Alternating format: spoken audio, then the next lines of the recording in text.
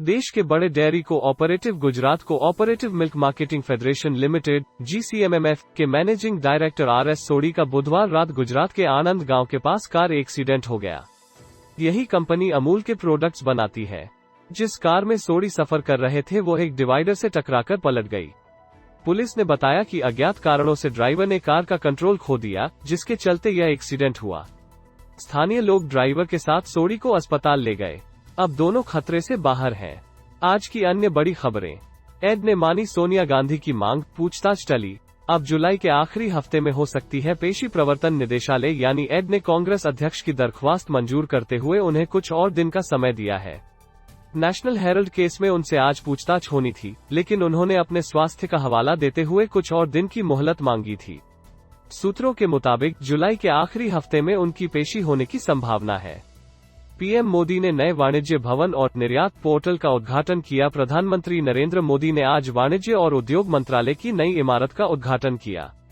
इसके साथ उन्होंने NIRYAT नाम के एक पोर्टल को भी लॉन्च किया, जिसमें देश के फॉरेन ट्रेड से जुड़ी सभी जानकारियां एक ही जगह मिलेंगी। इस मौके पर वाणिज्य मंत्री पीयूष गोयल भी मौजूद थे। उन्होंने कहा कि नया वाणिज्य भवन डिजिटल इमारत होगी, इसमें कागजों का ढेर नहीं लगेगा। कर्नाटक में भूकंप के झटके 3.4 मापी गई तीव्रता। कर्नाटक के हासन जिले और उसके पास भूकंप के झटके महसूस किए गए। आपदा प्रबंधन के एक अधिकारी ने कहा कि रिक्टर स्केल पर भूकंप की तीव्रता 3.4 दर्ज की गई। इसका केंद्र हासन जिले के होलेनारसीपुरा तालुक के नगरनहल्ली ग्राम पंचायत के पास मलूगनहल्ली गांव रहा। फिलहाल इसमें किसी भी तरह के नुकसान की खबर नहीं मिली है।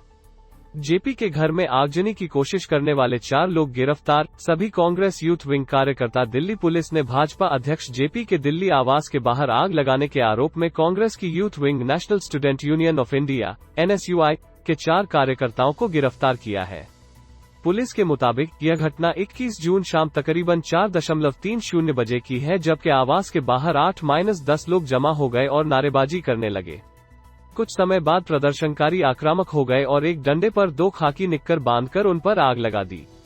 इसके बाद प्रदर्शनकारियों ने घर के गेट पर सिक्योरिटी रूम में जलती हुई लकड़ी फेंकने की कोशिश की, लेकिन सिक्योरिटी स्टाफ ने ऐसा होने से रोक लिया। CCTV फुटेज से पता चला कि 10-12 लोग 2 वाहनों में आए थे। ये वाहन हरियाणा के रोहतक और उत्तर प्रदेश के बिजनौर में रजिस्टर्ड हैं। इन सबूतों के आधार पर पुलिस ने अलग अलग जगहों पर रेड की और 4 लोगों को गिरफ्तार किया। आरोपियों की पहचान जगदीप सिंह, सर्वोत्तम राणा, प्रणव पांडेय और विशाल के तौर पर हुई है। सभी NSUI के कार्यकर्ता हैं। नेपाल में 4.1 और 4.9 तीव्रता के भूकंप, नुकसान की सूचना नहीं। नेपाल में गुरुवार सुबह 2 हल्के भूकंप के झटके महसूस किए गए। नेपाल के कास्की जिले में सुबह 3.56 बजे 4.9 तीव्रता का भूकंप आया। सुबह 7.22 बजे गोरखा जिले के थुमी में 4.1 तीव्रता का भूकंप महसूस किया गया।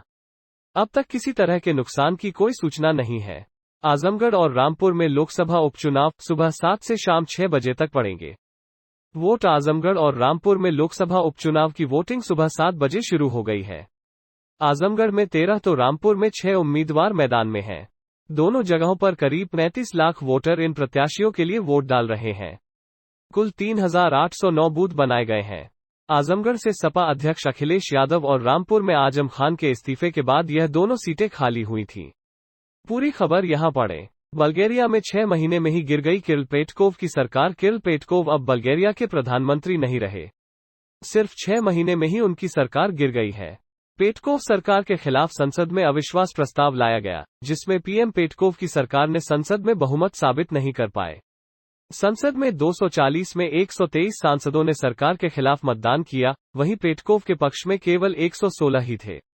जम्मू कश्मीर में इस साल मारे गए 118 आतंकवादी, इसमें 32 आतंकी विदेशी सुरक्षाबलों ने घाटी में आतंकियों के खिलाफ ऑपरेशन ऑल आउट चलाया हुआ है।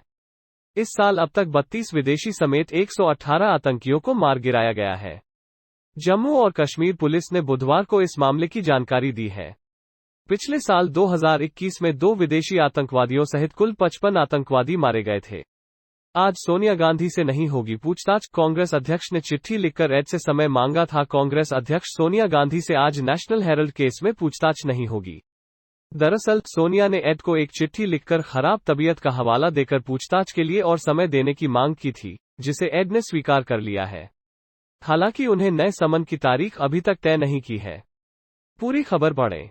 देश की 3 लोकसभा और 7 विधानसभा सीटों के लिए वोटिंग आज 26 जून को आएंगे नतीजे। उत्तर प्रदेश की 2 और पंजाब की 1 लोकसभा सीट पर आज मतदान होगा। इसके अलावा त्रिपुरा की 4 और आंध्र प्रदेश, झारखंड और दिल्ली की 1-1 विधानसभा सीटों के लिए भी आज वोटिंग होगी। इन सभी सीटों पर सुबह 7 बजे से वोटिंग शुरू होगी, जो शाम 6 बजे तक चलेगी। इन सभी सीटों के नतीजे 26 जून को घोषित किए जाएंगे। चंडीगढ़ की सबसे बड़ी फर्नीचर मार्केट में भीषण आग, चपेट में आई 10 दुकानें। चंडीगढ़ के सबसे बड़े फर्नीचर मार्केट में बुधवार को भीषण आग लग गई। यह मार्केट सेक्टर 56 में है।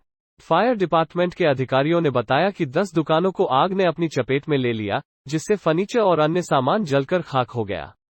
आग पर काबू पाने के लिए फायर ब्रिगेड की 6 गाड़ियों को मौके पर भेजा गया है। अब तक आग लगने के कारणों का पता नहीं चला है। पढ़ें पूरी खबर।